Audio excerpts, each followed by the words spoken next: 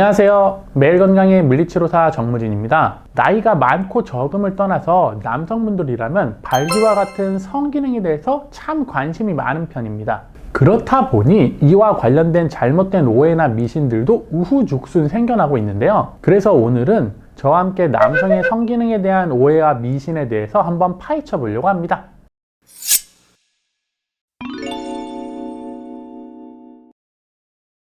많은 남성분들이 이 본인의 음경 사이즈에 집착하는 경우가 굉장히 많아요. 그렇다 보니 실제로 우리나라에서 음경을 확대하는 수술 등도 굉장히 많이 시행이 되고 있죠. 이렇듯 반드시 사이즈가 커야만 상대방을 만족할 수 있다고 생각하기도 하는데요. 물론 이러한 성적인 부분의 신체적인 요소가 중요한 부분을 차지한다고 하는 것은 완벽하게 부인하기는 어렵지만 성관계라고 하는 것은 단순히 사이즈만으로 이루어지지는 않아요.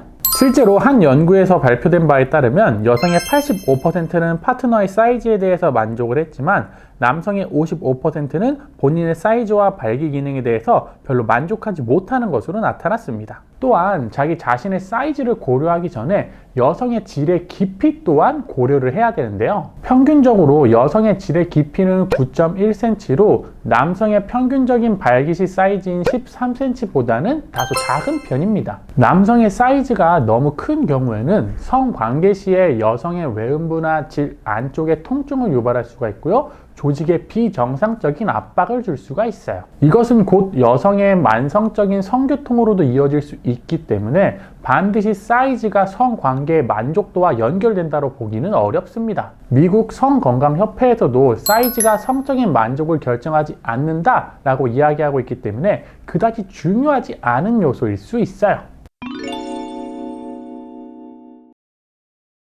이미 제 유튜브의 몇몇 영상에서도 알아봤듯이 발기부전이라고 하는 것은 고령의 남성들 뿐만이 아니라 젊은 남성들도 예외는 아니에요. 이미 많은 연구들에서도 40세 미만의 젊은 남성에게서 발기부전의 발병이 점차 늘어나는 것을 보고하고 있고요. 한 연구에서는 발기부전으로 병원을 찾는 남성의 4명 중에 1명은 40세 미만의 젊은 남성이라고 보고할 정도입니다. 이 중에서도 비만이나 고혈압, 콜레스테롤, 흡연이나 당뇨병, 심혈관계 질환과 같은 문제를 가지고 있다면 발기부전에 대한 발병은 더욱더 올라가게 되죠. 자연스러운 노화로 인한 발기부전 역시도 굉장히 당혹스러운 일이지만 젊은 나이에서 겪는 발기부전은 더더욱 당혹스러울 수 있기 때문에 조기에 원인을 찾고 반드시 치료를 해야 돼요. 비아그라와 같은 PDE5 억제제의 경우에는 남녀노소를 불구하고 모르는 사람이 없을 정도로 굉장히 유명한 약이에요. 그리고 한 번이라도 섭취해 보신 분은 알겠지만 굉장히 강력한 발기를 만들어주는 약물이죠. 그래서인지 많은 사람들이 발기부전 하면 비아그라를 떠올리지만 치료 방법은 이것만 있는 것은 아닙니다. 발기에 직접적으로 영향을 주는 심혈관계 기능을 향상시키기 위해서 유산소 운동이나 중고강도의 근력 운동 또한 충분히 도움을 줄 수가 있고요. 트랜스 지방이나 포화 지방을 줄이는 건강한 식이 습관을 통해서 체중 감량 역시도 발기부전 치료에 도움이 됩니다. 또한 내가 현재 과도한 스트레스나 우울 등을 겪고 있다면 이건 역시 발기에 영향을 주기 때문에 이와 관련된 상담이나 치료도 병행이 되어야 하죠. 그리고 이전에 저의 다른 유튜브 영상에서도 알아봤듯이 올바른 골반 기저근 운동 역시도 발기부전 치료에 굉장히 효과가 있고 도움이 되는 방법 중에 하나예요. 그렇기 때문에 여러분들이 이 방법을 반드시 잘 알고 실천하는 것 또한 굉장히 중요한 요소 중에 하나죠.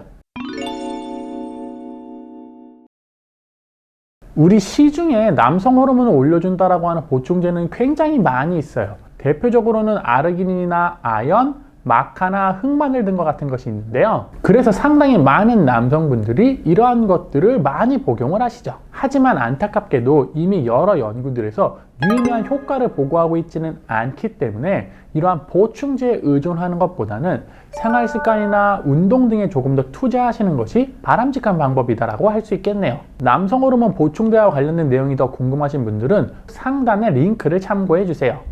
오늘은 저와 함께 남성의 성기능에 대한 오해와 미신에 대해서 알아봤습니다. 오늘도 여러분들께 유익한 시간이 되셨으면 좋겠고요. 저는 다음 시간에 조금 더 알찬 내용으로 여러분들을 찾아뵙도록 하겠습니다. 지금까지 정말 무척 진지한 이야기를 알기 쉽게 알려드리는 물리치료사 정무진이었습니다. 감사합니다.